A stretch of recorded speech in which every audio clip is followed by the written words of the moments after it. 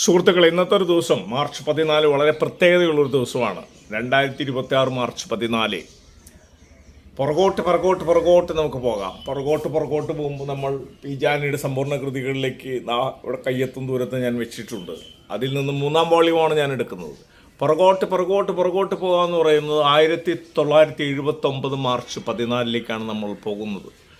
India കണ്ട ഏറ്റവും കരുത്തനായ അഭിനേതാവ്, ഏറ്റവും സർഗപ്രതിഭയുള്ള, വൈവിധ്യമുള്ള, ഒരുപാട് ആശയപ്രകാശനങ്ങൾ ഉള്ള, മാധ്യമ സ്വാധീനമുള്ള, അത് പാട്ട്, എഴുത്ത്, കവിത, രചന, അഭിനയം, സംവിധാനം, ഓടക്കുഴൽ, പിന്നെ ബുൾബുള്, അങ്ങനെ പല രീതിയിലും ഒരുപാട് ഇൻസ്ട്രുമെൻ്റ് വായിക്കുന്ന ഗായകനും സംഗീതജ്ഞനുമൊക്കെ ആയിട്ടുള്ള നാടകകൃത്തും സിനിമാഭിനേതാവൊക്കെയുള്ള ഭരത് പി.ജെ. ആൻ്റണി 1973 നിർമ്മാല്യത്തിലൂടെ കേരളത്തിലേക്ക് ആദ്യമായിട്ട് ഭരത് കൊണ്ടുവന്ന ഭരത് പി.ജെ. ആൻ്റണിയുടെ ചരമവാർഷിക ദിനമാണ് ഈ മാർച്ച് 14. അത് 1979 മണ്ണിൻ്റെ മാറിൻ്റെ ഷൂട്ട് കഴിഞ്ഞിട്ട് ഡബ്ബിങ് കഴിഞ്ഞ് വരുന്ന മദ്രാസിൽ വെച്ചിട്ടാണ് ഈ മാർച്ച് 14 ഏർലി മോർണിംഗിലാണ് പി.ജെ. ആൻ്റണി മരിക്കുന്നത്. അപ്പോൾ ഇന്ന് നമുക്ക് 2026 വരുമ്പോൾ നമ്മൾ നോക്കും 47-ാം ചരമവാർഷിക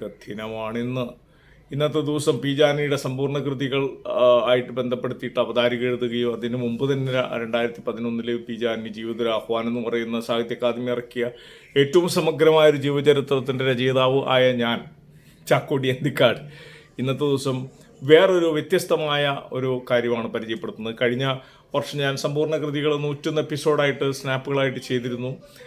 അത് പലതും, അതിലെ കവിതകളും പലതുമായിട്ട് ചെയ്തിരുന്നു. അതിൽ കഥകൾ എനിക്ക് അധികം പരിചയപ്പെടുത്താൻ പറ്റിയിരുന്നില്ല. സമ്പൂർണ്ണ കൃതികളിലെ ഒരുപാട് പാട്ടുകളും കവിതകളും നാടകങ്ങളായിട്ട് ബന്ധപ്പെട്ടുള്ള മറ്റുകളും നാടകസ്മരണകളും എഴുത്തുകളും ഒക്കെ 101 എപ്പിസോഡിലൂടെ ഞാൻ കഴിഞ്ഞ വർഷം തന്നു.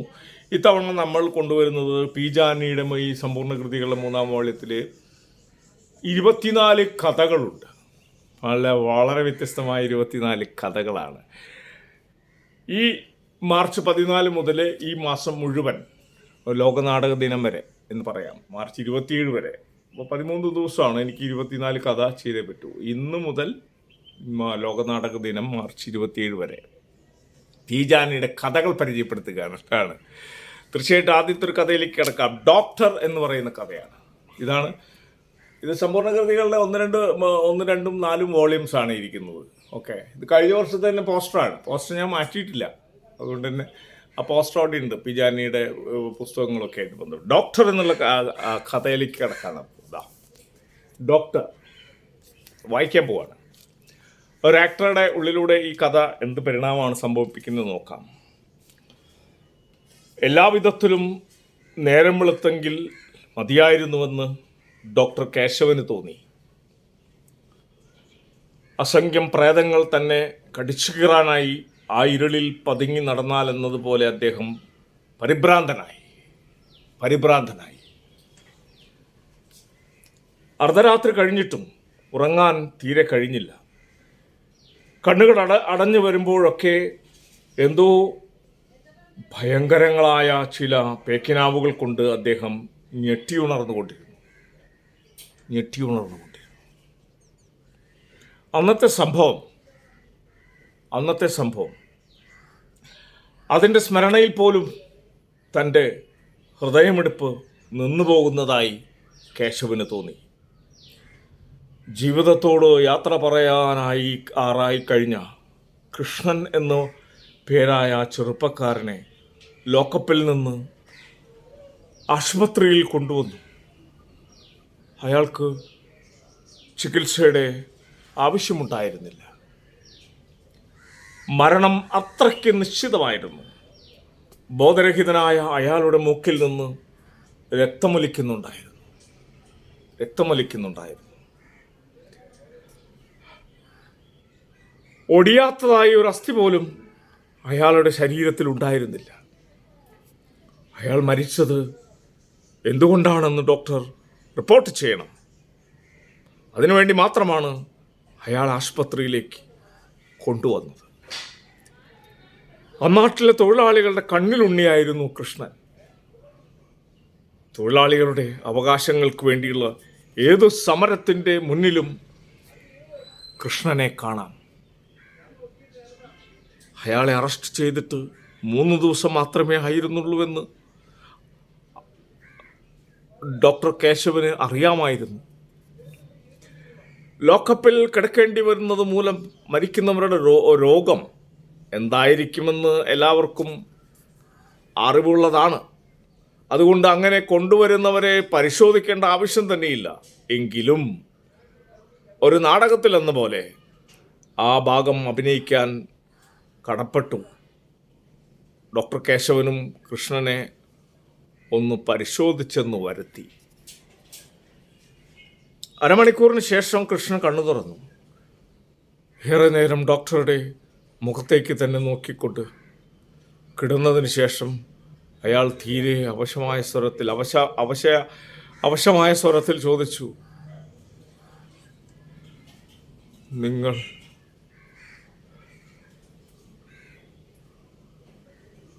ഡോക്ടറാണോ? അതെ, കേശവൻ മറുപടി നൽകി. വീണ്ടും കുറെ നേരം കൂടി നിശബ്ദനായി കിടന്നിട്ട് കൃഷ്ണൻ ചോദിച്ചു, ഞാൻ ഇനി എത്ര മിനിറ്റ് കൂടി ജീവിച്ചിരിക്കും?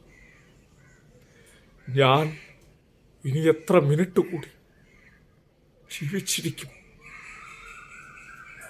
ഡോക്ടർ കേശവന് ഒരു ഉൾക്കിടിലമുണ്ടായി. അദ്ദേഹത്തിന് മറുപടി പറയാൻ കഴിഞ്ഞില്ല. ആ ചോദ്യം ഉൾക്കൊണ്ടു തന്നെ ധീരതയുടെ മുൻപിൽ അദ്ദേഹം മൂകനായിപ്പോയി. ആ ചോദ്യം ഉൾക്കൊണ്ടിരുന്ന ധീരതയുടെ മുൻപിൽ അദ്ദേഹം മൂകനായിപ്പോയി. ഞാൻ ഇനി എത്ര മിനിറ്റ് കൂടി ജീവിച്ചിരിക്കും? ഞാൻ ഇനി എത്ര മിനിറ്റ് കൂടി ജീവിച്ചിരിക്കും? കൃഷ്ണനെ ശ്വാസം കഴിക്കാൻ തീരെ വയ്യായിരുന്നു. ഞാൻ ഇനി എത്ര മിനിറ്റ് കൂടി ജീവിച്ചിരിക്കും? വളരെ ബന്ധപ്പെട്ടെങ്കിലും അയാൾ ഡോക്ടറോട് പറഞ്ഞു, ഡോക്ടർ, എന്നെ രക്ഷിക്കാൻ നിങ്ങൾക്കിനി സാധിക്കുകയില്ല. പക്ഷേ അതിനേക്കാൾ വലിയൊരു ഉപകാരം ചെയ്യാൻ നിങ്ങൾക്ക് കഴിയും. ഞാൻ മരിച്ചത് എന്തുകൊണ്ടാണെന്ന് നിങ്ങൾ മനസാക്ഷിയെ വഞ്ചിക്കാതെ റിപ്പോർട്ട് ചെയ്യണം. ഞങ്ങൾ മരിക്കുന്നത് എന്തിനു വേണ്ടിയാണെന്ന് മനസ്സിലാക്കണം. അടുത്ത വാചകം പറയാൻ തുറക്കുന്നതിന് മുൻപ് തന്നെ ആ ചതഞ്ഞു നുറുങ്ങിയ ശരീരത്തിൽ നിന്ന് ജീവൻ വേർപെട്ട് കഴിഞ്ഞിരുന്നു. ഞങ്ങൾ മരിക്കുന്നത് എന്തിനാണെന്ന്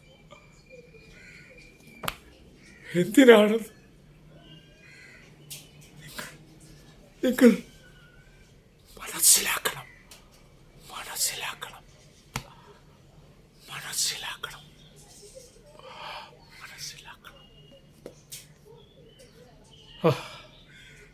ഡോക്ടർ കേശവൻ ഒന്ന് ഞെട്ടി.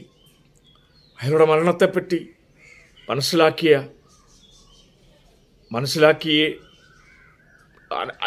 അയാളുടെ മരണത്തെപ്പറ്റി മനസാക്ഷിയെ വഞ്ചിക്കാതെ റിപ്പോർട്ട് എഴുതുക. മനസാക്ഷിയും ലജ്ജാവഹമായ അടിമത്തവും തമ്മിൽ ശക്തിയേറിയ വടംവലി നടന്നുകൊണ്ടിരിക്കുമ്പോൾ തന്നെ കേശവൻ വിറയ്ക്കുന്ന കൈകൊണ്ട് ഇങ്ങനെ റിപ്പോർട്ട് എഴുതി. സ്ഥലം ലോക്കപ്പിൽ കിടന്നിരുന്ന 27 വയസ്സ് പ്രായമായ കൃഷ്ണൻ മഞ്ഞപ്പിത്തം മൂലം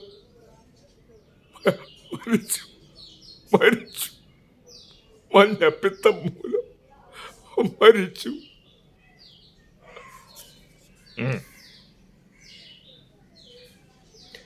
അതിനു മുമ്പും അങ്ങനെ പൈശാചികമായ ലോക്കപ്പ് മർദ്ദനം മൂലമുണ്ടായിട്ടുള്ള 2-3 മരണങ്ങൾക്ക് കേശവൻ മനസാക്ഷിയെ വഞ്ചിച്ചുകൊണ്ട് റിപ്പോർട്ട് എഴുതിയിട്ടുണ്ട്. ഒരാൾ മരിച്ചത് പേപ്പട്ടി വിഷം മൂലമാണെന്നും മറ്റൊരാൾ മരിച്ചത് ഹൃദയസ്തംഭനം മൂലമാണെന്നും എഴുതുകയുണ്ടായി. ആ ദിവസങ്ങളിലെല്ലാം അദ്ദേഹം അസഹനീയമായ അസ്വസ്ഥതയ്ക്ക് കീഴ്പ്പെടുകയും ചെയ്തിട്ടുണ്ട്. ഡോക്ടർ എഴുന്നേറ്റ് വിളക്ക് തെളിച്ചു. തൻ്റെ ഭാര്യ കൂർക്കം വലിച്ചുറങ്ങുകയാണ്. അവരുടെ സുഖനിദ്രയോട് കേശവൻ അസൂയ തോന്നി. ആ ഗവൺമെൻറ് ഉദ്യോഗസ്ഥൻ്റെ തലച്ചോറ് പുകഞ്ഞുകൊണ്ടിരുന്നു.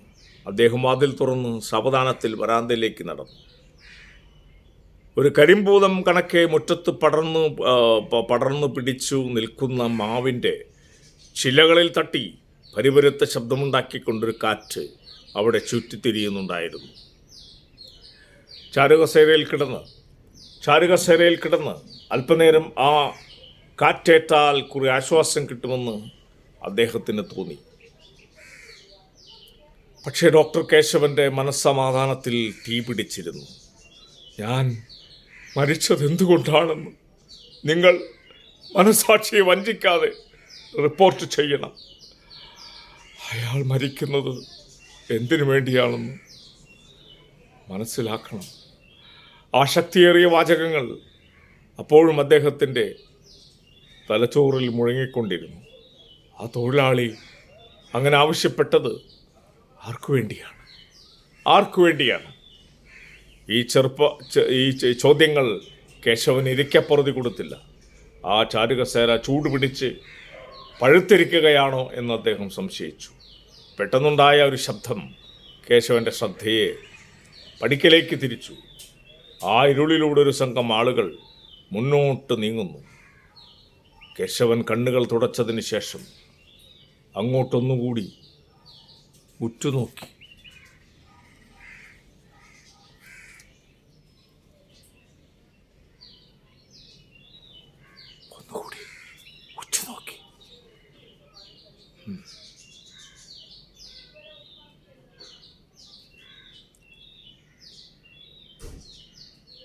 അതെ, ഒരു കൂട്ടം ആളുകൾ തന്നെ.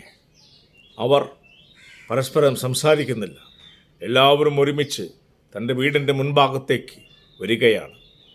ലോക്കപ്പുകളിൽ കിടന്ന് മർദ്ദനം അനുഭവിച്ച് മരിച്ചവരുടെ മുഖങ്ങൾ, പ്രേതങ്ങൾ, ലോക്കപ്പുകളിൽ കിടന്ന് മർദ്ദനം അനുഭവിച്ച് മരിച്ചവരുടെ പ്രേതങ്ങൾ അവരുടെ കൊലപാതകങ്ങൾക്ക് കൂട്ടുനിന്ന ഡോക്ടർമാരെ നശിപ്പിക്കാൻ ഇറങ്ങിയിരിക്കുകയാണ്. ഡോക്ടർ ഒന്ന് ഞെട്ടി. അദ്ദേഹത്തിൻ്റെ ഉള്ളിൽ ശക്തിയേറിയ ഒരു കത്തിയേരിച്ചിലുണ്ടായി. അവർ മുറ്റത്ത് വന്നു കഴിഞ്ഞു. മുൻപിൽ നിന്നിരുന്ന ഒരു ദീർഘകായൻ വരാന്തയിലേക്ക് ടോർച്ച് തെളിച്ചു.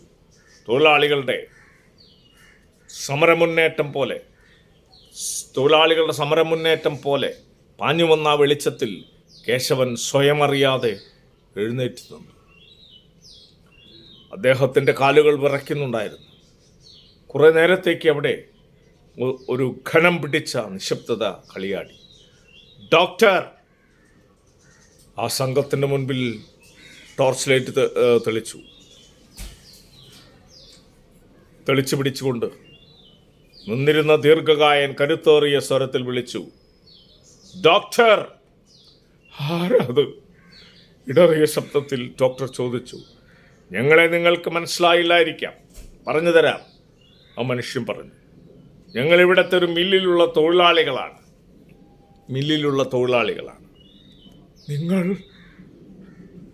നിങ്ങൾ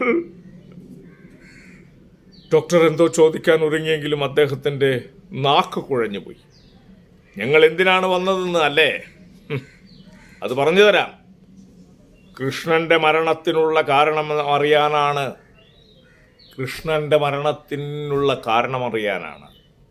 ഞങ്ങൾ വന്നിരിക്കുന്നത്. എന്തുകൊണ്ടാണ് അയാൾ മരിച്ചത്? സത്യം പറയണം, അല്ലെങ്കിൽ നിങ്ങൾക്ക് കേടാണ്. കേശവൻ പ്രതിമ കണക്കി നിന്നു. പറയൂ!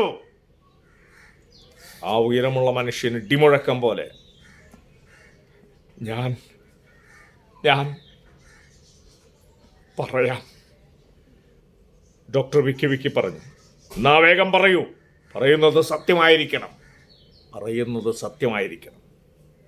കേശവൻ്റെ ശക്തി മുഴുവൻ ക്ഷയിച്ചിരുന്നു. ആ തൊഴിലാളി ശക്തിയുടെ മുൻപിൽ അദ്ദേഹം ആലില പോലെ വിറച്ചുപോയി. കേശവന്റെ വായിൽ നിന്ന് വാക്കുകൾ തടഞ്ഞു തടഞ്ഞു പുറത്തേക്ക് വന്നു. കൃഷ്ണൻ മരിച്ചത് ലോക്കപ്പ് മർദ്ദനം മൂലമാണ്.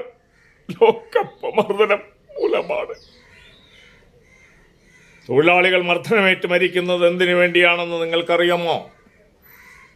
നിങ്ങൾക്കറിയാമോ? ഒന്നും പറയാൻ കേശവന് കഴിഞ്ഞില്ലെങ്കിലും ആ ചോദ്യത്തിനുള്ള ഉത്തരം അദ്ദേഹത്തിൽ മുഴങ്ങി. തൊഴിലാളികൾ മർദ്ദനമേറ്റ് മരിക്കുന്നത് അവരുടെ വർഗത്തിനു വേണ്ടിയാണ്. അവരുടെ പിന്മുറക്കാർക്ക് പട്ടിണി കിടക്കാതെയും മർദ്ദനമേൽക്കാതെയും ജീവിക്കാനുള്ള ഒരു വ്യവസ്ഥിതി പടുത്തുയർത്താൻ വേണ്ടിയാണ്. അവരുടെ ഉദ്ദേശശുദ്ധിയിലും വിജയത്തിലും അവർ ഉറച്ചു വിശ്വസിക്കുന്നു. ഏറെ നേരത്തേക്ക് ഞെട്ടിവിറപ്പിക്കുന്ന ഒരു നിശബ്ദത പരന്നു. ആ ഉയരം കൂടിയ തൊഴിലാളി പറഞ്ഞു, ഈ മരണത്തിൻ്റെ യഥാർത്ഥ കാരണമെന്തെന്ന് പരസ്യമായി പറയാൻ നിങ്ങൾ തയ്യാറാകുമോ? ഇല്ലെങ്കിൽ ഇതിനൊക്കെ എണ്ണി സമാധാനം പറയേണ്ടി വരും.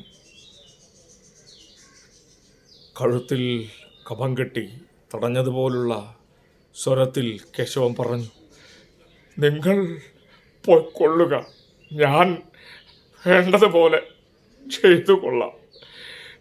സത്യമാണ്, എന്നെ വിശ്വസിക്കുക. ശരി, ഞങ്ങൾ പോകുകയാണ്. തൊഴിലാളികളെ വഞ്ചിക്കരുത്. അത് മോശമാണെന്ന് കരുതിക്കൊള്ളണം. ആ തൊഴിലാളികൾ ഇരുളിലേക്ക് നീങ്ങി പടികടന്ന് മറയുന്നതുവരെ ഡോക്ടർ കേശവൻ സ്തബ്ധനായി നോക്കി നിന്നു. അദ്ദേഹത്തിൻ്റെ ചിന്താമണ്ഡലത്തിൽ ഒരു വലിയ കോളിളക്കമുണ്ടായി. തൊഴിലാളികൾ മരണത്തിൻ്റെ മുഖത്ത് മുഷ്ടിച്ചുരുട്ടി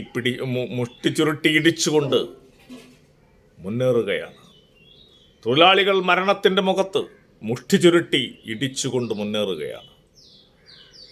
നീതിരഹിതമായ ചൂഷണത്തെയും പൈശാചികമായ മർദ്ദനത്തെയും എന്നേക്കുമായി ഭൂമുഖത്തു നിന്ന് തുടച്ചു മാറ്റി സുരക്ഷിതമായ ഒരു ജീവിതക്രമം സൃഷ്ടിക്കാനുള്ള സമരത്തിൽ അവർ ആരെയും ഒന്നിനെയും ഭയപ്പെടുന്നില്ല. മഹത്തായ ആ കൃത്യത്തിനു വേണ്ടി എത്ര ജീവിതങ്ങൾ ബലികഴിക്കേണ്ടി വന്നാലും അവരതിന് തയ്യാറാണ്. ആ പോരാട്ടത്തിൽ അവർ ജയിക്കുമെന്നുള്ള കാര്യം തീർച്ചയുമാണ്. നീതി അവരുടെ ഭാഗത്താണ്. കുറേ സമയത്തിന് ശേഷം വീണ്ടും കിടക്കാൻ വേണ്ടി അദ്ദേഹം മുറിയിലേക്ക് കടന്നത് എന്തെന്നില്ലാത്ത മനസമാധാനത്തോടു കൂടിയാണ്. ഡോക്ടർ കേശവൻ ഉദ്യോഗം ഉപേക്ഷിച്ചുവെന്ന വാർത്ത പലരിലും അത്ഭുതമുളവാക്കി. അതിനുള്ള കാരണമെന്തെന്ന് ചോദിച്ചവരോട് അദ്ദേഹം ഇങ്ങനെ പറഞ്ഞു, കൊലപാതകത്തിന് കൂട്ടുനിൽക്കാൻ ഇനി എനിക്ക് വയ്യ എന്നു തന്നെയല്ല, എൻ്റെ എല്ലാ കഴിവുകളും ഉപയോഗിച്ച് കൊലപാതകികളെ എതിർക്കാൻ പോകുകയാണ്. കൊലപാതകത്തിന് കൂട്ടുനിൽക്കാൻ ഇനി എനിക്ക് വയ്യ. മാത്രവുമല്ല, എൻ്റെ എല്ലാ കഴിവുകളും ഉപയോഗിച്ച് ഞാൻ കൊലയാളികളെ എതിർക്കാൻ പോവുകയാണ്. ഇതാണ് ഡോക്ടർ എന്ന് പറയുന്ന കഥ.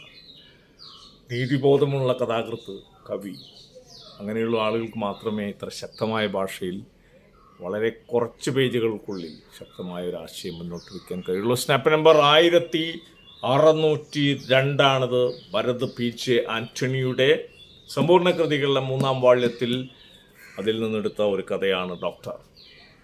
ഇനി മാർച്ച് 27 വരെ ഇങ്ങനെ PJ ആൻ്റണിയുടെ കഥകളിലൂടെ നമുക്ക് സഞ്ചരിക്കാം, പരിചയപ്പെടാം. ഓക്കെ, നമ്മുടെ ഉള്ളിലെ നീതിബോധം, നൈതികത ഒന്നും കൂടി ഊട്ടിയുറപ്പിക്കാം. ലോകം അനീതികളുടെ ഉത്തരങ്ങായി മാറുന്നത് നോക്കി നിസ്സഹായരായിട്ട് കാര്യമില്ല. നിലപാടെടുക്കുക എന്നുള്ളതാണ്. അത് യുദ്ധവെറിക്കെതിരെയും വർഗീയതയ്ക്കും വംശീയതയ്ക്കെതിരെയും ഇത്തരം ക്രൂരമായ ഭരണകൂട മർദ്ദനങ്ങൾക്കെതിരെയും ഒക്കെ നിലപാടെടുക്കുക. സംഘടിതമായി തന്നെ പോരാട്ടത്തിൻ്റെ മുന്നണിയിൽ അണിചേരുക. അതാണ് ഇവിടെ രാജിവെച്ചുകൊണ്ട് ഡോക്ടർ ചെയ്തത്. നമ്മുടെ ഇവിടെയും ശക്തമായി ഇങ്ങനെ നിലപാടെടുക്കുന്ന ഡോക്ടർമാരുള്ള ഒരു രാജ്യമാണ്, ഒരു കേരളമാണ്.